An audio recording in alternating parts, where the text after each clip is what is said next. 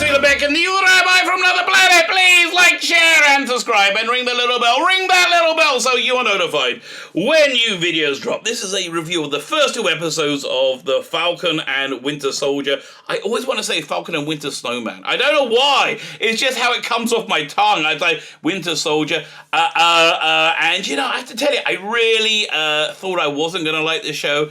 I really wanted to dislike the show. Yeah, if I'm going to be honest, I wanted to dislike it because I really don't like Disney, and I want to be mad. Yeah, I want to justify my dislike, right? I want to dislike it.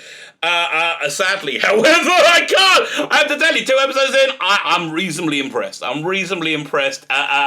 don't know if my expectations were like my expectations. Literally, I wanted to dislike it, right? But it's yeah, as I said, I'm reasonably impressed with what it's been so far. So much so, I think I'm going to make a video recommending it to you. I think I recommend it. It's worth your time. It's probably, I would say it's probably even worth the money, maybe. So far, I know we're only 2 episodes. We're a third the way in, right? But you know, I have to say the only thing we really have here, you know, us independent voices on YouTube, the only thing we really have going for us, we don't have the infrastructure, we don't have technology, we don't have power in any way. The only thing we have is honesty, is our honest voice, and you know, even again, as I said, even though I wanted to dislike it, I think it's fair to come on and say it's doing a pretty good job. It's doing a pretty good job, and it's not meeting my expectations of suck as I expected it to be. It's kind of like the opposite of the modern Doctor Who, the Chris Chibnall, Jodie Whittaker Doctor Who, which always exceeds my expectations on how much it's going to suck. So this one hasn't done it yet. We're going to get a review. Before we do that, we're going to hit the like. We're not going to. Well, maybe we'll hit the like button. I would like to ask you to hit the like button. Before we do that, I'm going to ask you. Can you hit that like button? That would be fan-dabby double dozy. There you go. Now I've got my pattern down again. Can you hit the like button? Can you hit the share button? That'd be great. Can you hit the subscribe button? Once again, pathetically close to 2,900 subscribers. If you hit the subscribe button now, we might get over 2,900 before YouTube notices, right? That's really, I think, the game we're playing. I got to get enough people to subscribe before YouTube notices, and I think that changes the algorithm. I think they goes, oh, okay then, or maybe not. Maybe not. So like, share, subscribe. That'd be fantastic. Comment. Let me know what you think, because I'm sure there's many of you out there who, like me, wanted to dislike this, right? Really wanted to dislike this. Like, share, subscribe, comment. Check out my Indiegogo.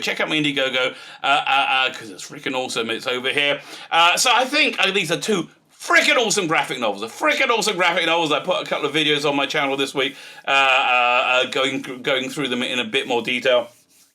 I'm going to close this out in a couple of weeks, and then it'll be gone forever. So if you buy both books, I think there's 1 left, maybe 1 or 2 left at the sale price of $40 for both of them. You get a whole bunch of extras. Now, I think I'm going to add in a tier, and I think I'm going to do it today. I was talking yesterday, but I think I've got time. I can do it today. Add in a tier where you can get everything apart from the comics. So what is everything apart from the comics? And once again, you get all this stuff for free if you get the comic, if you get both the comics. So the first thing you get are a series of art cards. These are postcard size for the male gaze. Now, the better that the campaign does, the more of these we make. So we got the first one. These are all based on my my 12-year-old masturbatory fantasies. Which I would recommend, quite frankly, if I could replay them and put them on the screen. I think I might make a few bob doing that too. Unfortunately, I can only get Dominic Rancho, the artist of one of the books Imperium, to lovingly draw them. So we have the first one here, keeping the British end up, a nice James Bondy one. We have Sandra Baines here from Space 1999. Party like it's 1999, I tell you. Sandra, a beautiful woman, looks a lot better here. We got Don't Even Think It's Citizen, a wonderful Judge Anderson one. We have no Hanky Panky in the TARDIS, obviously my favourite. Obviously my absolute favourite. So those were the original 4, but we did well enough that we added some in. So we got I'm sensing very strong emotions, Captain. No, I'm sensing strong emotions, Captain. Yes, you are. Yes, you are. And if you're not, I will get yourself to a hospital. You might be dead. You might be dead. And that would be bad. But listen, even if you're dead, I would say get your next of kin to buy yourself some of my comics, because you're just gonna be happy from that choice. That's just gonna make you happy. And now we just added a new one on the Forces female. The Forces female. I think this one deserves a zoom in. And I think we're going to be adding another one this week. I don't know. It depends. If we sell more, I make more. It's that simple. We'll sell more, we make more. I think who's going to be next? Wilma Deering, maybe? Oh, I think so. I think so. But again, just a fantastic job. Fantastic job Dominic did there. Again, exceeding my expectations, much like the Falcon and Winter Soldier. So you get those series of art cards. We also get these posters. These are A2 posters. So we got Bohemian in Time and Space. We get The Eyes Have It, and we get Reversal Polarity of the Neutron Flows. And these are, again, all A2. These are 18 by 24. These are big posters. So I think maybe $10. $10 you can get everything but the comics, right? Yeah, I think that sounds fair. Listen, if I could charge you more, I'll charge you more. That was a lesson that I got from my father, who was a far better businessman than me, right? He had a concession stands at Wembley Stadium. Well, we'll go back to a bit of Princess Leia action, right? He had a concession stand at Wembley Stadium, and he had the art of being able to charge the most obscenely high price possible. That anybody would still pay, right? My mother, again, everything bad about me I got from my mother, and all the bad stuff about me is the stuff I love the most. My mother, when they charged like £2 for a Mars bar, or $2.99 for a I couldn't even get my head around how much I charged. And people would say, "Oh, I bet you got a Mercedes parked in the garage." My mother would, could she work this? Actually, yes, I do. Didn't go down well. So let's look at the Wikipedia of Falcon and Winter Soldier. Again, massively exceeding my expectations. I saw the first episode and I was kind of like, it had a lot of good things about it, but I wasn't that engaged. And where it ended, I thought, it's just going to go down, the white man bad. Thing again, we've seen it. But it seems very clear to me that the MCU is going full on MCU. I think Disney really totally has drunk of the Kool-Aid, and they believe this bollocks. They believe that half the Western world are wicked racists, right? Are wicked racists, and I do think they believe that, which is why they're so freaking crazy, right? And so I think they want to re-educate the world, recondition the world to not be wicked racists, which they're not. But for them, if you say I am happy for you to gender yourself however you want. I'm happy for you to do that. Personally, I think gender, generally speaking, isn't fluid, right? That's my personal belief system. No, that makes you evil. There's no coexistence, right? Fine. So let's read the synopsis, because then that way I feel I'm being spoilery without going overboard. 6 months after half of all life returned from the blip, Sam Wilson stops George Batroc and the terrorist group LAF, who have hijacked a plane and taken a hostage over Tunisia. Fine. So this was this opening sequence, this aerial sequence, as good as you'll see in any Marvel movie, in any top run tentpole movie. A really, really stunning aerial sequence, and what's his name? The lead actor. What's his name again? Oh man, it stars Anthony Mackie. They got Sebastian Stan as a star over here in Wikipedia. I think it's Anthony Mackie is really the star. Anthony Mackie is excellent. He really is good at this role, right? So again, I'm just expecting it to be so anti-male, right? So anti-male, and I'm really oversensitive to that right now. And anti-white male, anti-establishment, anti-male patriarchy, which doesn't really exist. I'm just I'm overly sensitive to it, and it hasn't rung those bells as yet, right? It hasn't got to that yet, and I thought it was going to, right? Which is why I'm making this video now, because again, fair's fair. Fair's fair. I can't when I scream about things coming on that that are awful and I hate. I really should just bite the bullet and be honest, say this was pretty good. With support of U.S. Air Force Lieutenant Joaquin Torres. That's basically his handler. It's just a really good aerial sequence over a desert. You got Falcon flying around, and there's helicopters and Red Wing. It's all good. It's all really, really good. Wilson, who at the end of Avengers Endgame, which was basically my getting off point for the MCU, which was about 2 movies too late for me, was given the mantle of Captain America by Steve Rogers, which is something that I was not that comfortable with. I think it should have gone to Bucky, but whatever. Yeah, it's whatever. It's the way they wanted to go, and for me, again, it was a sign off. So I'm like, fine, whatever. He struggles with the idea, and he decides to give the shield to the Earth government to put on display in the museum. It kind of felt like they're talking about the Smithsonian, which for me kind of felt fine for the character.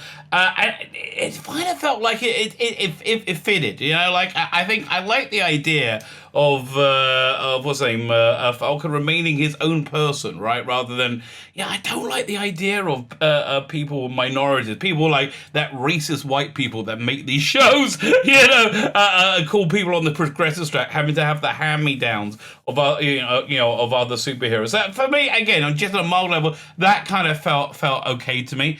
So then, the rest of the episode was a bit boring. I've said the rest of the episode was a little bit dull. Bucky Barnes, who has been pardoned, attends mandatory government mandated mandatory therapy sessions. They're a bit dull.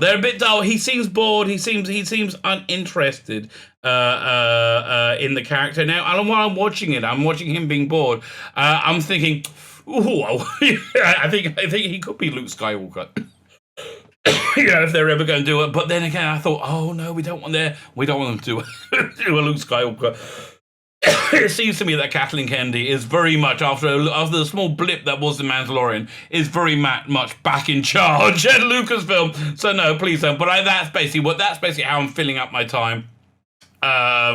It attends the session. He discusses his attempt to make amends for his time as a brainwash assassin and Winter Soldier. That's relatively interesting, right? And he starts to, he's helping out the father of somebody who got caught in the crossfire that he murdered, which is interesting, and that person helps him, gets him to go on a date. All that stuff, I think, is kind of okay, but it was a bit dull. And just left me like, and again, I wanted to dislike it, right? So I said, look at boring crap. I've seen it all before.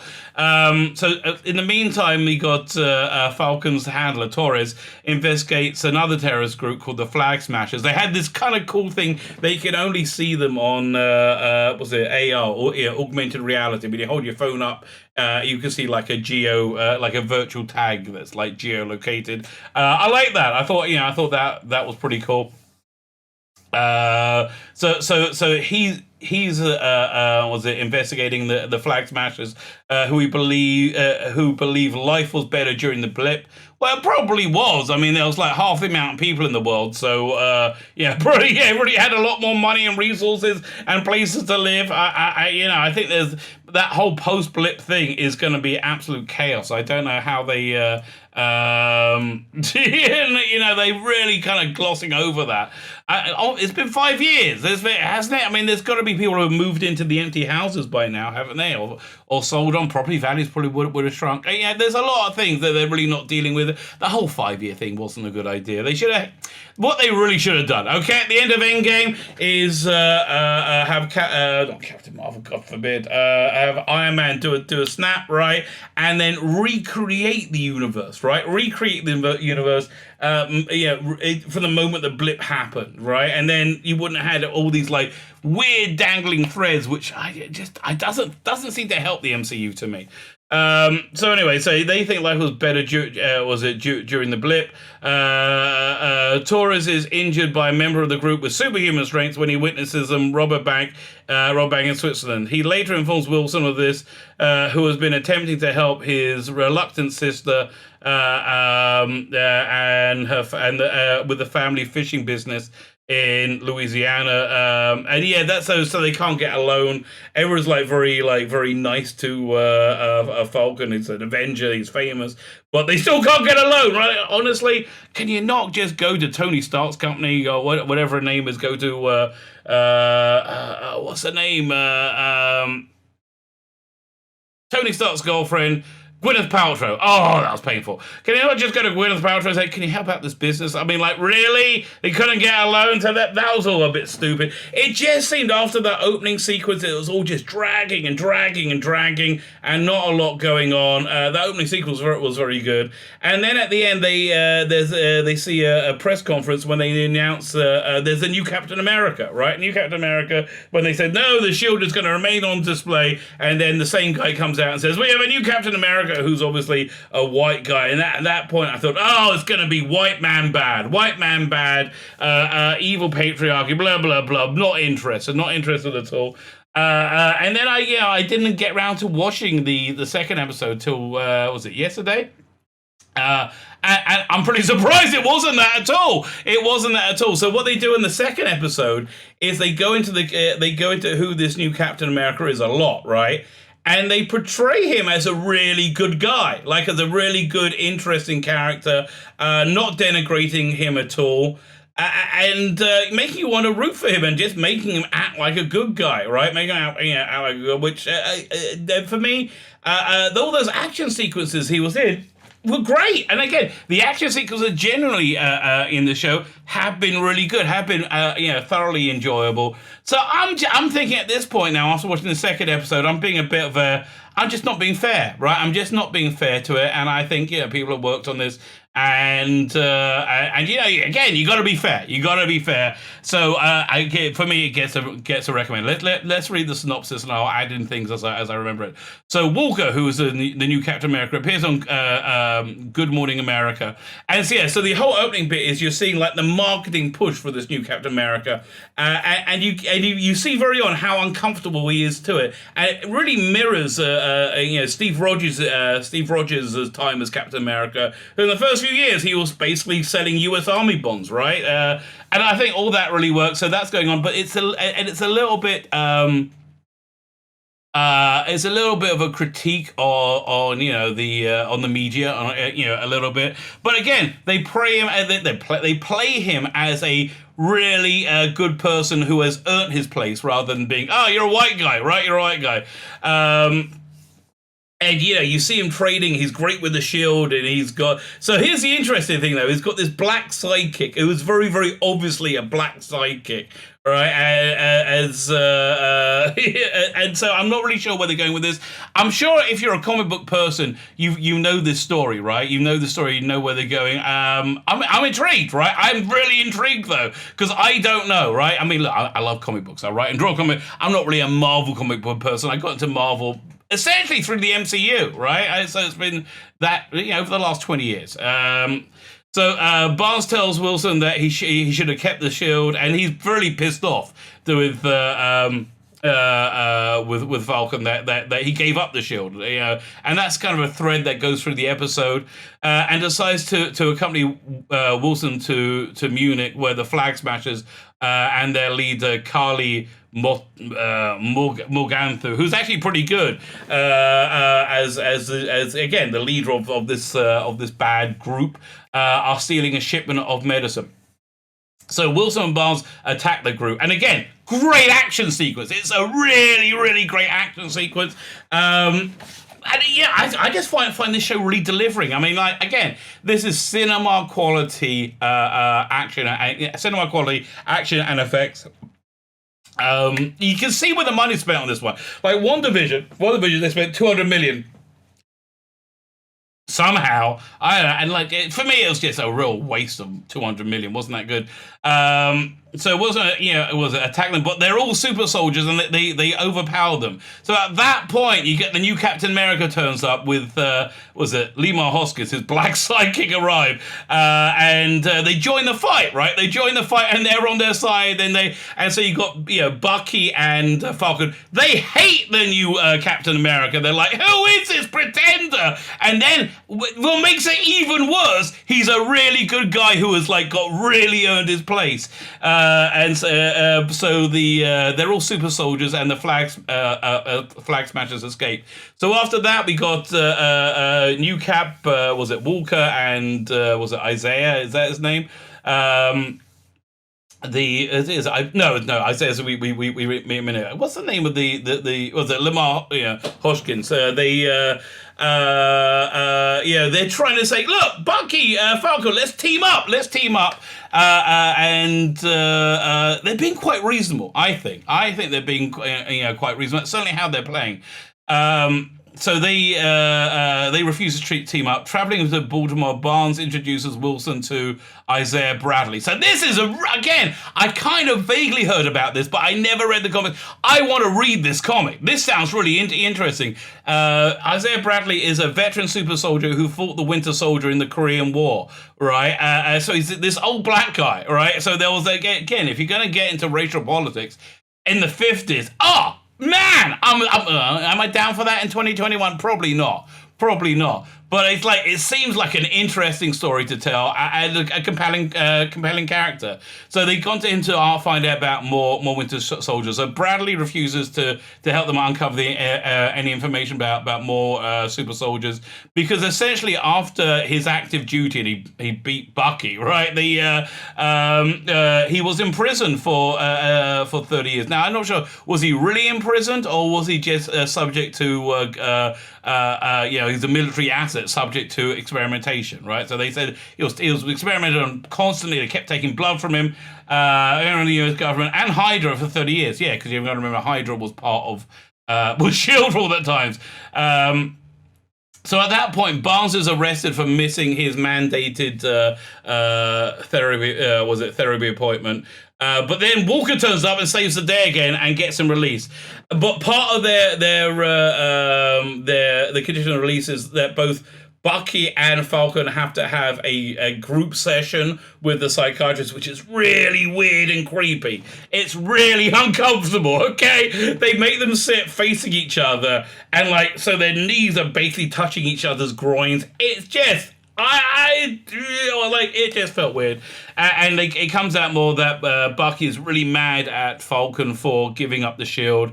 Because, listen, Cap trusted you. How could you betray Cap by not taking up the mantle, right? And so they say, listen, I had a good reason. So how did it end? So Barnes and Wilson again refused to work with Walker, and Barnes suggests to Wilson that they visit the imprisoned, Helmut Zemo. He was the bad guy from...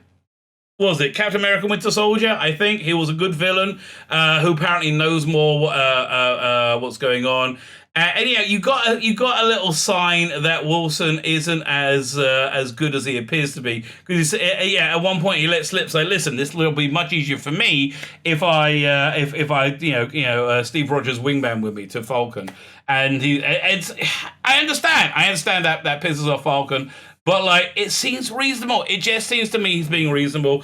So to tell you, the show is mostly interesting. It dragged a bit in the first episode. It dragged a lot in the first episode. But again, I'm not sure if that's just my personal negativity I'm imprinting on it, because it just didn't pan out. I thought we're going to do a evil white male patriarchy. Could be still that's where they're going. I don't know. But for right now, I got to eat my words. I got to eat my words and say they're putting out a good show. And listen, it's not worth subscribing to Disney Plus for this on its own. But if you have Disney Plus, it's worth a watch. It's worth a watch. I'll let you know how. I'll probably do another review when the whole thing's finished, right? I think the next review I'm going to do is Snowpiercer. Yay! Snowpiercer finishes today. They got a double episode. I want to say that's probably in the next TV review I'm going to do. My name is Sheila Beck, and Eagle Ally from another planet who has an awesome Indiegogo. Go check it out. Where's the where's the screen for the Indiegogo?